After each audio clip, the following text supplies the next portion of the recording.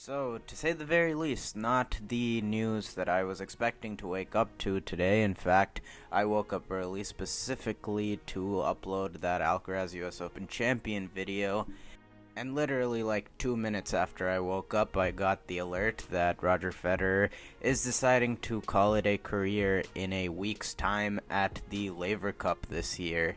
And honestly, on first reaction, it is a massive gut punch. It's very jarring.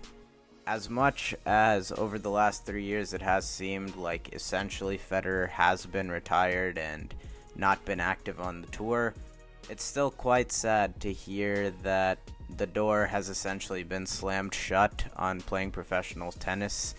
Over the last year, I legitimately did think that he would be back for one last go next year. Maybe that was delusion, I don't know. I always was trying to tell myself that, there's no way that he's going through all this rehab, taking his time for so long, just to call it quits at Laver Cup or Basel at the end of this year, but perhaps that's exactly what that was, just unconsciously giving myself hope. And in a year that has featured so many prominent retirements, I do have to make the admission that this one, to me, cuts a lot deeper than the rest.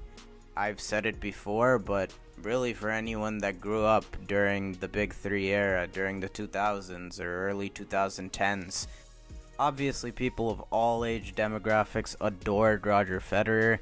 That is, blatantly obvious. I'm simply stating from my point of view. These three guys essentially, came to be a lot of our superheroes per se, and each and every one of them had had setbacks in their career. They had had heartbreak in their career, and every single time they had bounced back. And as much as in your head, that all great things can't last forever, you still always expected a bounce back. And for Federer, that had always been the case, from struggles in '08 to the bounce back in '09, and then obviously the Renaissance 2017 after a career-threatening knee injury then. And then pretty much after early 2020, it was just snatched away. In spite of results with semis in Australia 2020 and then fourth round in Paris and quarters at Wimbledon in 2021, results that would be great for 99% of the tour, but not for Roger Federer standards. Doing all of that pretty much on one leg, by the way. But the point I'm getting at is that, there is a whole lot of whiplash today, this morning, into the afternoon with, finally getting that admission of the pain finally, overwhelming someone that, considered to be an indestructible force. And while the writing on the wall might have been there, it is still utterly gutting to hear as a tennis fan. This all-time great trinity and their era has very much been a tale of all three, and it absolutely wouldn't be, and it absolutely won't be the same without all three. And when considering the role that Federer had as the standard bearer, the bar of excellence that both Rafa and Novak were chasing pretty much their whole careers, it goes without saying that the guy had an era-defining impact on what many consider to be the golden era of men's tennis. I mean, the guy was probably the biggest icon men's tennis has ever had, and it was for a reason. In my opinion, Federer was the best, and a very unique mix of being able to fulfill the entertainer role. People most unanimously found his game to be the most aesthetic and effortless, seemed like he was born to play the game. All these things have been said before. But what set Roger apart was he was able to play that way and also carve out a GOAT-level career for himself at the same time. So many other people that you see pulling off those eye-popping shots, that style for them is not conducive to a lot of winning. For Roger Federer, it was. And to me, that's a big reason why many people consider him to be the most talented player to ever pick up a racket. And all these are signatures of how we will remember Roger Federer, the guy that played the game as elegantly and as beautifully as anybody that's ever picked up a racket. genius, maestro, a guy that in his peak did arguably more than anybody has in such a short period of time.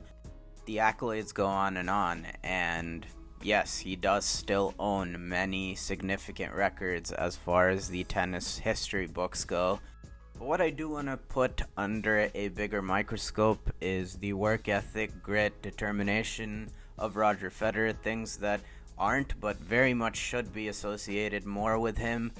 You know, I said earlier that Fed was the most unique combination of the entertainer that also was able to achieve all-time greatness.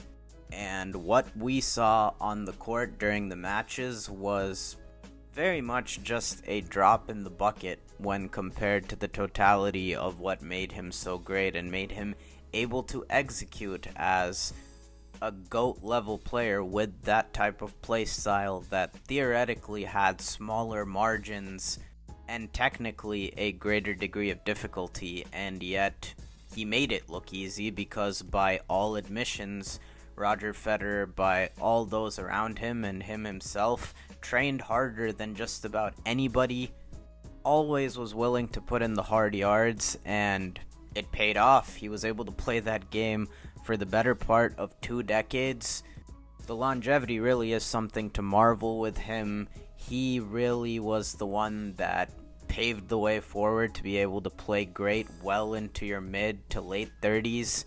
Not to mention doing much of it with fellow GOAT level players 5 and 6 years younger to him in hot pursuit. And now you see Nadal and Djokovic replicating that same type of success that, to me, was unparalleled prior. I mean, sure, you had guys like Andre Agassi having a couple of great years, slam-winning years into their 30s, but to my eye, Federer was the first that really pushed the boundaries as far as he did. And that can be attributed to his talent, but also in no small part thanks to the determination, work ethic, and blatant love for the game that Roger Federer showed throughout the course of his career. And while the decision does hurt, knowing all of this about Roger Federer and how much he loved the game, as well as all the effort he put in behind the scenes, it really must speak volumes on just how much the body did end up breaking down at the end. But anyways, in the next week, it is quite the consolation prize that we are going to get all our former Big Four back together again, all of Roger Federer's great rivals, and Rafa, Novak, Andy back together once more.